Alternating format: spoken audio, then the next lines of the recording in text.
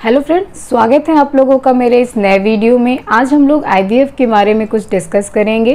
Friends, माँ बनने का जो एहसास होता है वो हर महिला के लिए बहुत ही सुखदायक होता है और आईवीएफ की हेल्प से बहुत सारे कपल हैं जो इस समय पेरेंट्स बन रहे हैं, लेकिन आईवीएफ को लेके मन में बहुत सारे सवाल रहते हैं। तो आज हम लोग इन्हीं सवालों का जवाब जानेंगे कि आईवीएफ होता क्या है, कैसे किया जाता है और ये कितने स्टेजेस में किया जाता है। आईवीएफ का फुल फॉर्म होता है इन विट्रो फर्टिलाइजेशन। जब भी कोई भी प्रोसेस हमारी बॉडी में होता है तो उसको इन विवो बोलते हैं, और जब कोई भी प्रोसेस हमारी बॉडी से बाहर लैब में होता है तो उसको इन विट्रो बोलते हैं। इसलिए आईवीएफ का पूरा जो नाम होता है वो इन विट्रो फर्टिलाइजेशन होता है, क्योंकि इसमें जो फर्टिलाइजेशन है उसको लैब में किया जाता है और इसे टेस्ट ट्यूब बेबी के नाम से भी जाना जाता है।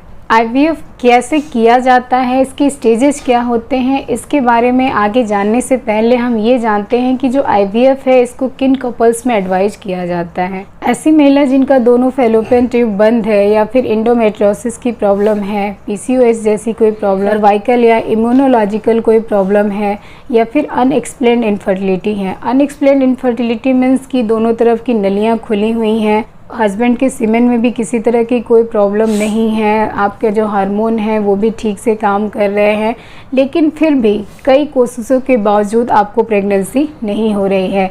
या फिर ऐसे कपल जिन्होंने नसबंदी करा ली है फिर भी किन्हीं कारणों से वो आगे बच्चा चाह रहे हैं, या फिर ऐसे कपल जिनमें किसी को कैंसर है यंग एज में ही, तो वो अपना एग या फिर स्पर्म जो है वो प्रिजर्व करके रख सकते हैं आईवीएफ के हेल्प से, और आगे चल के इससे प्रेगनेंसी कर सकते हैं। आईवीएफ का प्रोसेस शुरू करने से पहले डॉक्टर आपका फिजिकल एग्जामिनेशन करते हैं और ये डिसाइड करते हैं कि आप आईवीएफ के लिए फिट हैं या नहीं है। आपका यूएसजी किया जाता है, आपकी ओवरी और यूट्रस को देखा जाता है कि यूट्रस में या फिर ओवरी में किसी तरह का गांठ या सिस्ट तो नहीं है। इसके साथ साथ हस्बैंड के सीमन को टेस्ट किया जाता है और दोनों पार्टनर के कुछ रूटीन ब्लड टेस्ट कराए जाते हैं, और इन सारे टेस्ट के बाद डॉक्टर डिसाइड करते हैं कि आपको किस तरह का ट्रीटमेंट प्लान करना है। टेस्ट ट्यूब बेबी का जो पहला स्टेज है वो है ओवेरियन स्टिमुलेशन। इसके लिए डॉक्टर आपको पीरियड के दूसरे या तीसरे दिन बुलाते हैं अपनी क्लिनिक पे, और एक टीवीएस यूएसजी आपका किया जाता है। उसके बाद आपकी एज, वेट और ओवेरियन रिजर्व के हिसाब से आपके ओवरीज को स्टिमुलेट किया जाता है। स्टिमुलेशन के लिए जो इंजेक्शन दिए जाते हैं ये आपके फॉलिकल को बढ़ाने में उसकी मदद करते हैं, लेकिन आपको ये ध्यान रखना है कि आप जो ये इंजेक्शन ले रहे हैं डेली आपको सेम टाइम पे लेना है। इंजेक्शन शुरू करने के बाद डॉक्टर आपको टाइम टू टाइम आपके फॉलिकल्स की ग्रोथ को चेक करने के लिए बुलाते हैं। इसके लिए आपको 3 से 4 बार बुलाया जाता है। जब आपका फॉलिकल अच्छे से ग्रो करने लगता है तो एक और इंजेक्शन जिसे एंटागोनिस्ट कहते हैं उस इंजेक्शन को साथ में ऐड किया जाता है। ये जो एंटागोनिस्ट का इंजेक्शन है ये आपके फॉलिकल को समय से पहले रप्चर होने से रोकता है। इस इंजेक्शन का भी जो टाइमिंग है वो बहुत इम्पॉर्टेंट है, तो सेम टाइम पे इस इंजेक्शन को भी लेना है। जब आपके एग का साइज 18 से 20 mm हो जाता है तब आपको ट्रिगर का एक इंजेक्शन दिया जाता है, और इस इंजेक्शन के 34 से 36 घंटे में आईवीएफ के सेकेंड स्टेज यानी एग रिट्रीवल यानी कि आपके एग को बाहर निकालने का प्रोसेस किया जाता है। एग रिट्रीवल कोई सर्जिकल प्रोसेस नहीं है, इसमें कोई भी कट नहीं लगता है, लेकिन इसको एनेस्थेसिया देकर किया जाता है, इसलिए डॉक्टर आपको खाली पेट आने के लिए बोलते हैं। एनेस्थेसिया की वजह से आपको पेन का पता नहीं चलता है। इसको ट्रांसवेजाइनली यूएसजी गाइडेड किया जाता है। इस प्रोसेस के लिए आपको दिन भर एडमिट करके रखा जा सकता है। एग रिट्रीवल के बाद आपको पेट में 2 से 3 दिन तक हल्का फुल्का पेट दर्द होता है, क्योंकि ज़्यादा एग बनाने के लिए ओवरीज को हाइपर स्टिमुलेट किया जाता है, जिससे जो ओवरीज हैं उनका साइज बढ़ जाता है।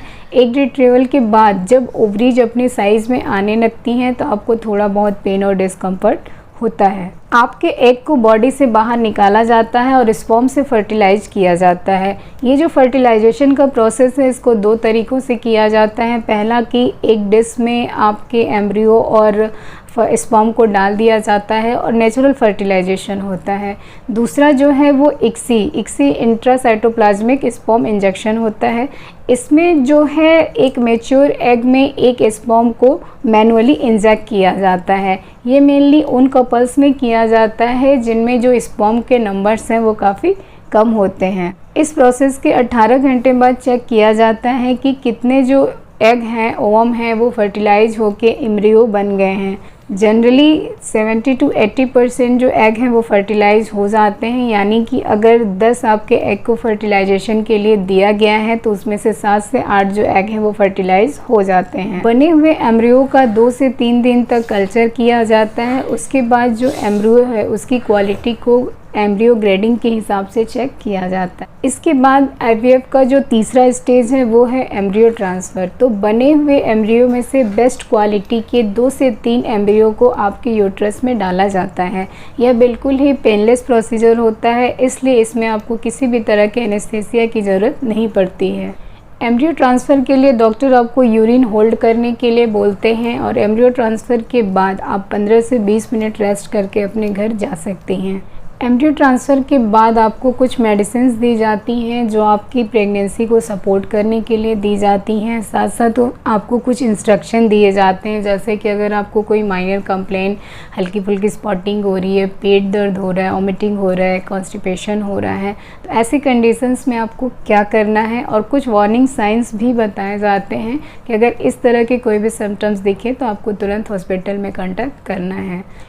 एम्ब्रियो ट्रांसफ़र के 2 हफ्ते बाद आपका ब्लड टेस्ट करके ये चेक किया जाता है कि आपका जो आईवीएफ है ये सक्सेस हुआ है या नहीं हुआ है, आपकी प्रेगनेंसी हुई है या फिर नहीं हुई है। उम्मीद है कि ये जो वीडियो है आपके लिए यूज़फुल रहा होगा। आईवीएफ से रिलेटेड जो भी क्वेरीज़ हैं आपकी सॉल्व हुई होंगी, जितने स्टेजेस हैं, जितनी तैयारियां की जाती हैं, सब आपको पता चला होगा। अगर वीडियो पसंद आए तो इसे लाइक करें, चैनल सब्सक्राइब करें और बेल आइकन को दबाना ना भूलें। Thank you.